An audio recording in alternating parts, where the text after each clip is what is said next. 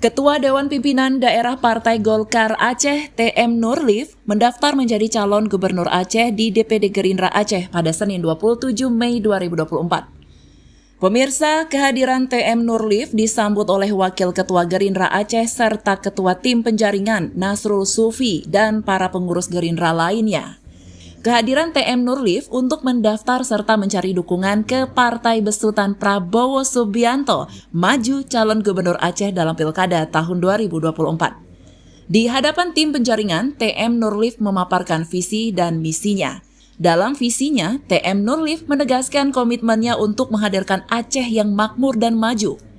Ia menyatakan bahwa kesejahteraan masyarakat Aceh harus menjadi prioritas utama dalam setiap kebijakan yang diambil. Menurut Nurlif, Aceh memiliki potensi besar yang belum sepenuhnya tergarap dengan baik.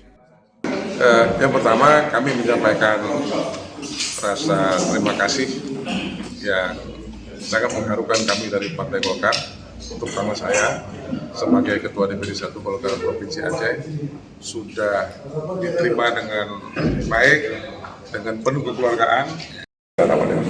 Sebagaimana yang kami katakan tadi, kami Golkar bersama dengan Gerindra dan partai lain ingin menjadi perekat di tengah-tengah masyarakat Aceh, dengan semua elemen masyarakat Aceh, dengan semua pemangku kepentingan yang ada di Aceh. Jadi tidak ada dikotomi antara partai nasional dengan partai lokal selama visi, misi kita sama untuk menjadikan Aceh itu jauh lebih baik. Kesepakatan ini menjadi landasan penting bagi TM Nurlif untuk berkomitmen terhadap pencalonan tersebut.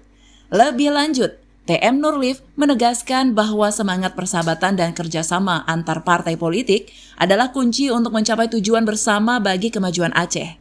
Ia juga menegaskan bahwa dinamika politik selalu berubah dan penting untuk memiliki gagasan serta tujuan yang sama untuk kemajuan daerah.